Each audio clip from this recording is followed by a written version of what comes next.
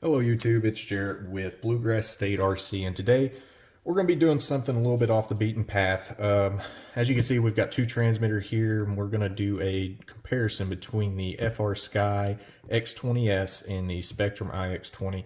The Spektrum IX20 has been my go-to transmitter this season, but I did purchase the FrSky X20S to use with a turbine jet build and some other ones that I have some FrSky receivers in. So we're going to be doing a basic overview, some of the functions and features of both of these transmitters, and basically my experience with the two. We're going to start off with the FrSky X20S, and I'm just going to move the IX20 here out of the way.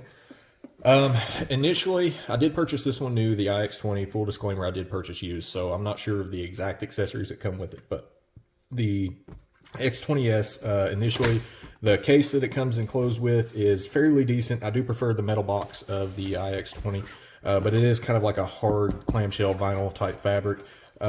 Inside, very good packing. I will use this as a carry case, so they do include some gimbal protectors, which is really nice considering the price point of this transmitter. It does come with the switch cover, the blue caps, and a little lanyard loop so that you don't scratch this up that is metal. And it does come with a metal or neck strap here. So we're going to remove this from the case and just kind of go over like initial build quality, the gimbals, the spacing, how it feels in the hands, stuff like that. I had another club member that purchased this transmitter to use with his jet build per recommendation by me. So when he received it, I was thoroughly impressed with the build quality for the price point. It is plastic cased. The front does feel like a very nice plastic. The back is pretty much the same. The battery cover does leave a little bit to be desired, but it's not bad overall. The gimbals are fantastic for a CNC aluminum, fully adjustable, everything like that. I'm thoroughly impressed with the gimbals. The switches, the pots, the sliders, everything about this transmitter as far as quality feels great. The trim tabs are not loose. For the most part, they're very tight, no side-to-side play, anything like that. Everything does feel really good about it. Now, I do have smaller hands and I am a pincher.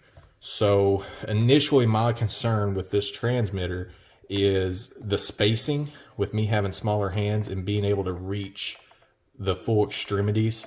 But even with being a pincher, it's not terrible.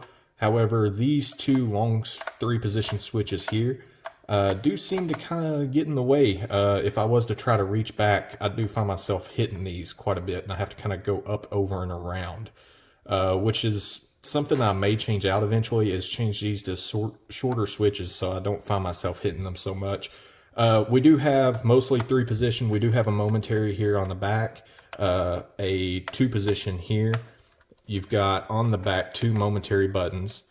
As far as features, this thing is absolutely feature packed. Slider in the center. These buttons here, you can pretty much program to do whatever you would like, flight modes, different things like that. That is one thing that I will say with the FrSky X20S is the programmability of it is pretty much wide open. If you can figure it out, you can do it. So in comparison to the IX20, as far as user interface, the Ethos system has made it a little bit more menu driven versus say an OpenTX. So it is easier to set up basic models and stuff like that versus OpenTX. I do find myself really enjoying the Ethos. Initial firmware updates, everything like that. Is it terrible, especially considering the Ethos Suite tool? Which also makes it pretty easy for image uploads and stuff like that nature. So thoroughly impressed overall with the FrSky X20S, initially. Next up, obviously, the IX20. So I did purchase the IX20 used, as I stated. So when I received it, the box was already a little bit worn, but I did buy it from somebody that had purchased the SE and was using this as their backup. So it was still fairly new. He did swap out the grip covers to the orange, which is fine. I prefer it that way. Accessories wise, it does come with the orange grip covers, lanyard, cable, stuff like that. So I do prefer the metal carrying case box of the IX20, however. So with the IX20, the gimbals feel great, even though they're not CNC'd aluminum such as the X20S. This has been my primary transmitter for this season. I am recently back into the hobby, and I actually came from 72 megahertz. My first initial transmitter purchase this year was a OpenTX Radiomaster TX16S, which served me very well, but some of the planes that I have with FrSky receivers in, I did want an upgrade from this TX16, especially the tandem feature of the X20S is what I was after specifically. However, with the IX20, no complaints overall. Build quality is fantastic. It feels just great. I mean, this transmitter to me really hits home. It's going to take some getting used to with the X20S. The format of it is just so much different with the wide spacing. Now the X18 is a little bit narrower, so if you do find yourself with this gimbal spacing being a little bit uncomfortable, the X18 might be a better option for you. I did opt for the X20S just due to I like the sliders on the side a whole lot better in comparison to the X18. And I do like the center bar slider as well. The X20, all the switches are fantastic. The sliders are immaculate. I love how well they center that detent. I love the knurled aluminum on both sides there. They feel great. As I said, this has been my primary transmitter for this season. Have had no issues with it, even purchase used, with the exception of aside from losing the instructor button, which popped off. I did finally receive a replacement button and just put a drop of CA on it to ensure that that does not come back off. I do use this as an instructor transmitter quite a lot, so that was fairly annoying having to press down on the metal spike versus that button. It must have came off coming in and out of the case or something. I don't know when, where, how, but it did.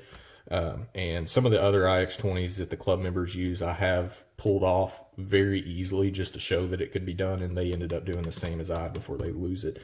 But initially, emails to Horizon, they wanted me to send this transmitter in for repair, which was a little ridiculous. I don't think they understood what I was saying. I just needed the plastic button to be able to pop back on there. But finally, a guy from Horizon got me hooked up with the new button free of charge. So good customer service there overall. Again, the Spektrum gimbals, even though these are plastic, have been fantastic. They're very smooth. You can adjust these just as well as you can the X20S. So we're going to fire both these radios up. I will say that the FrSky does boot up a whole lot faster. The IX20 is indeed Android based. Welcome to Ethos. See, we're already fired up on the X20S, so. Okay, so kind of skipping ahead a little bit. It took about a minute and a half for the IX20 to fully get into the AirWare app and everything, ready to go. RF indicators, kind of a nice feature on the IX20. Anytime this is lit up orange, it means that your RF is active. Overall, just to get in a little bit more detail with the IX20, you do have the sliders, as mentioned before, that are fantastic. You do have two position switches in the back, 2 3 positions, the knob, the I button, which is a momentary button. You've got 4, 2 on each side of 3 position switches, and then 2 position switches, 1 on each side. I do like the additional trim buttons that can be used for on-the-fly trimming. So with the IX20, it's actually fairly easy to program and set up. Like if you wanted to be able to have a trim elevator mix to the flaps while in flight, you can do that using these right and right top trims. Of course, your typical trims here are just for your standard trims, but these can be used for pretty much anything you'd like as far as on-the-fly trim tuning. Trim tabs, a little bit of side-to-side play, nothing crazy. They do still feel very nice. Gimbals feel fantastic, even as plastic gimbals. Fully adjustable, just like the X20S. It's a little bit of comparing apples to oranges on the gimbals because these are the aluminum CNC versus the plastic. So as far as gimbals, I would say the IX20 SE would be a more fair comparison. But given the price point of these two transmitters, I have no problem with putting the IX20 up against this, because we're talking a considerable difference in price overall. Programmability, the IX20 has been fantastic. It's had a few little quirks that took some time to figure out. A lot of it is obviously menu based driven, but you have to kind of trick the radio in some circumstances in order to get the results that you'd like. But overall, the functionality of everything and some of the features with the IX20 you just can't replace.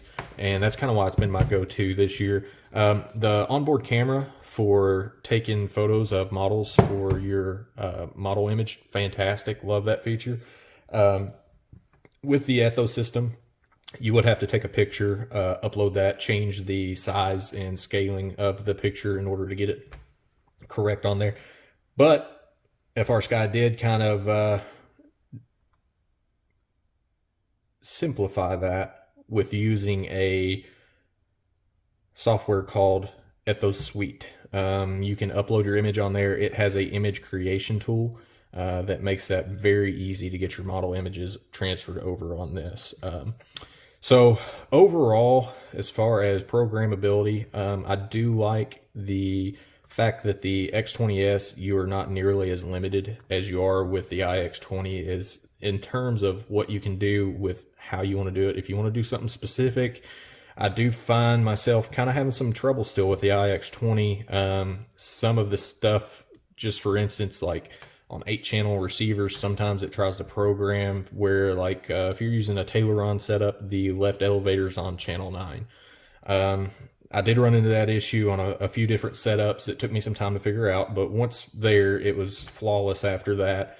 A lot of the features built in, like on the fly tuning and flight modes and everything, do work pretty well on the IX20.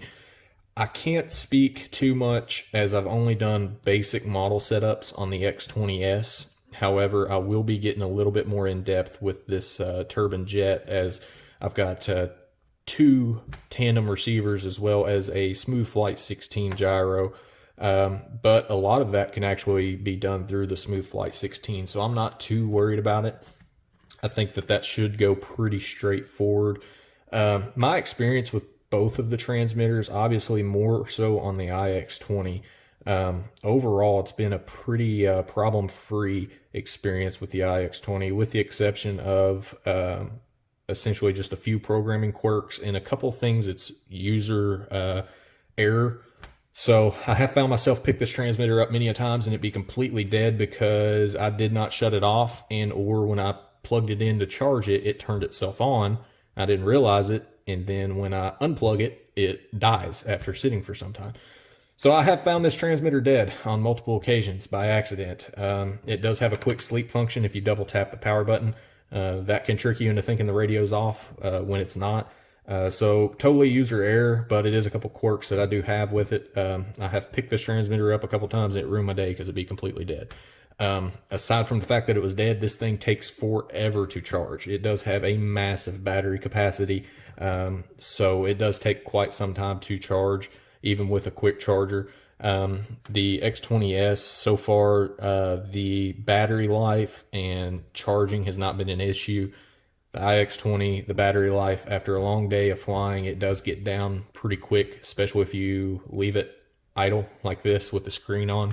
It does tend to draw that down, but once again, that's kind of user generated, as you could easily just, I find myself putting it in a quick sleep mode to help preserve battery without having to fire it up constantly off and on and wait that extra minute and a half for it to fire up. So, okay, so getting back on track a little bit here, both screens and speakers in terms of brightness and volume seem to be pretty much parallel. I mean, I haven't had the X20S in direct sunlight, but I don't feel like that's going to be an issue. I know the IX20 has not been an issue, but both speakers are very loud, very prominent.